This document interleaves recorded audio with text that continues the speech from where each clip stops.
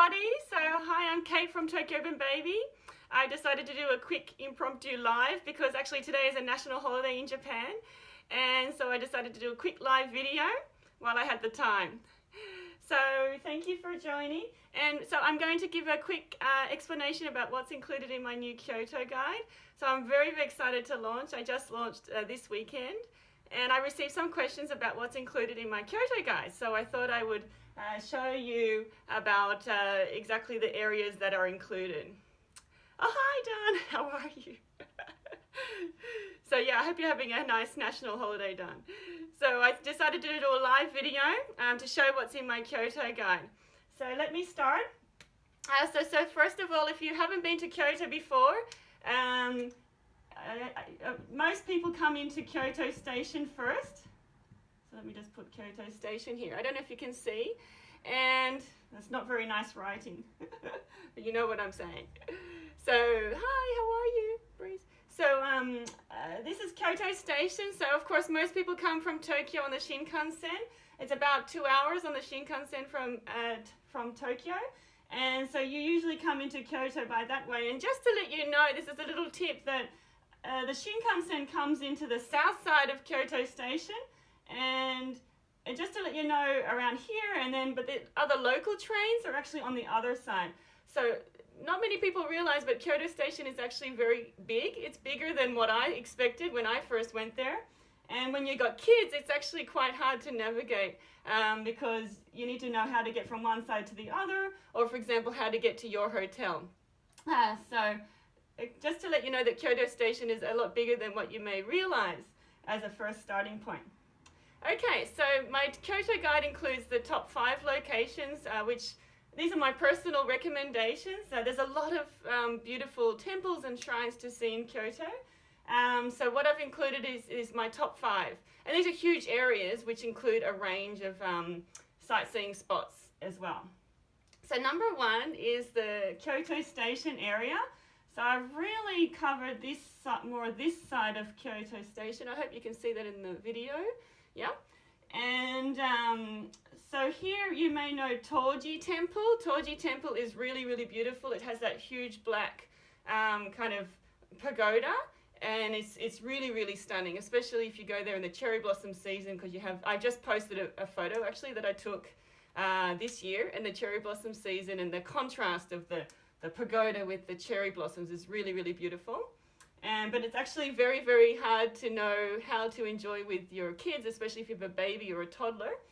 There's no nappy change tables here, so if you need to change diapers, it can be quite a struggle. So I've included exactly where to go to change diapers. And also temples on the north side, and also gardens as well. So this is my number 1 recommendation, is the area surrounding sort of Kyoto Station.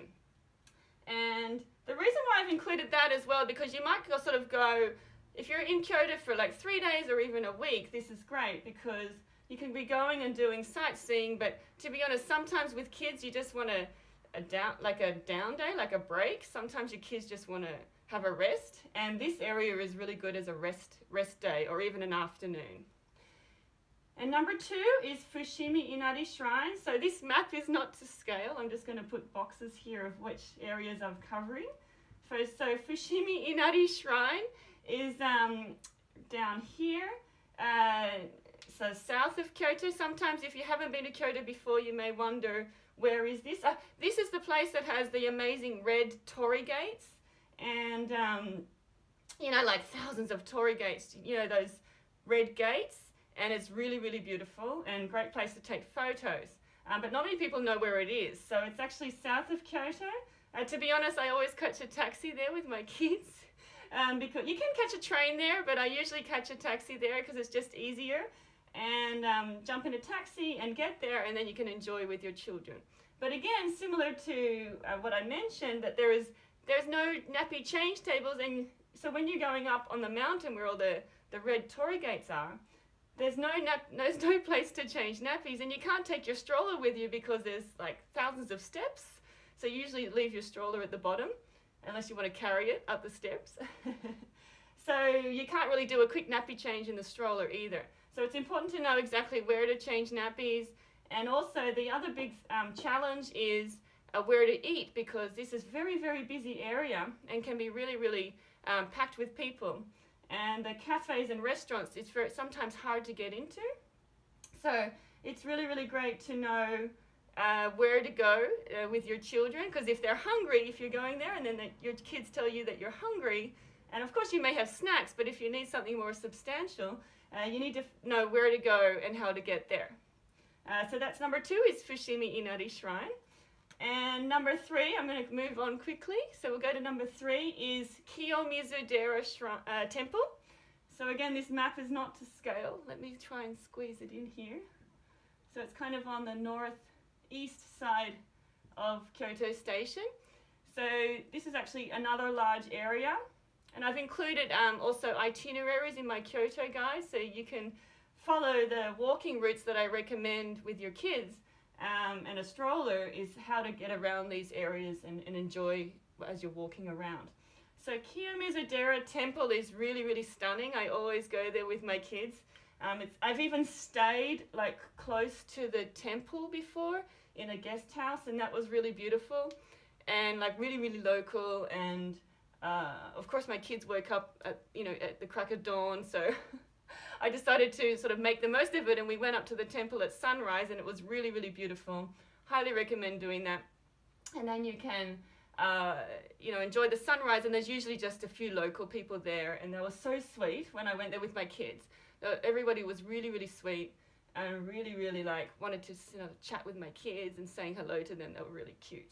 And they were pretty, everybody was very excited that we were there at sunrise.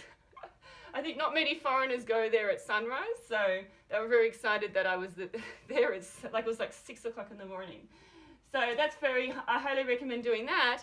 And then this area also includes the Sanenzaka steps and Ninenzaka steps going along here, and also there's another pagoda, and all the way to Maruyama Park.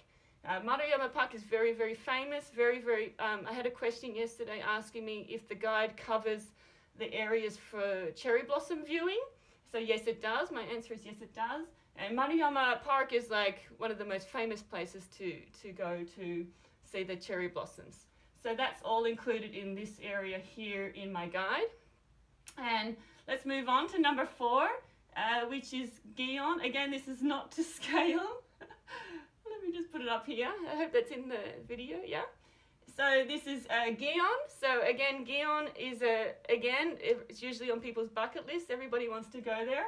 And it is very, very beautiful. Again, I recommend strolling the back streets. And again, the challenge is with kids. Of course, you can enjoy it, but where to go when you want to change nappies, go to have some food at the restaurant or the cafe, where to go to if there's a playground. So there are local playgrounds, but they're usually on the back streets and you can't find them. So all of this is in the guide.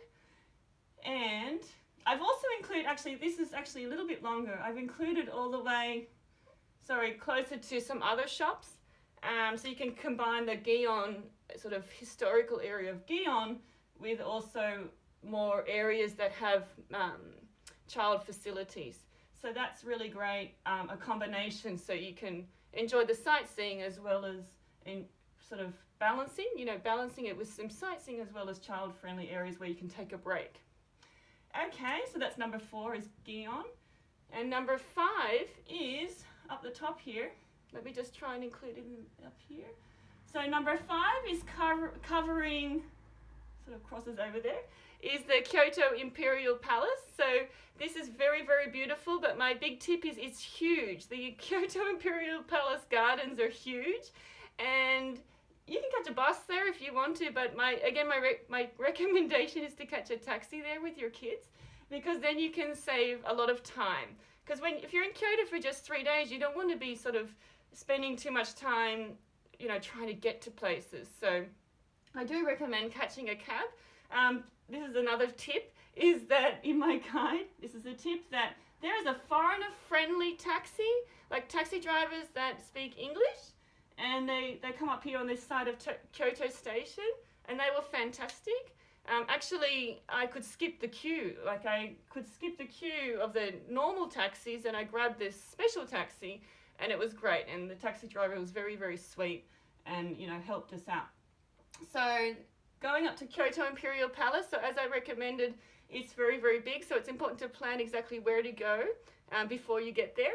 And also this includes the Nijo Castle, the Nijo Castle, which is also a very popular spot. But again, this area is very, very big, so I've included cafes and restaurants in between those sightseeing spots, and all baby facilities. So it's important to know those as well if you're going to be heading up in that area. Okay, so these are the 5 areas, 1, 2, 3, 4, 5, that are included in my Kyoto guide. So I hope this helps to explain what's covered. And I'm very, very excited to launch. As I mentioned, I've been working on this for like over 3 years. I launched my Tokyo guide in 2015. So now it's 2019. And now I'm launching my Kyoto guide. So I'm very, very excited and to show this to you. And I'm also including a 30% discount right now. If you buy both guides together, you get 30% off. And that's until the end of January. So if you're coming here soon, make sure you get those.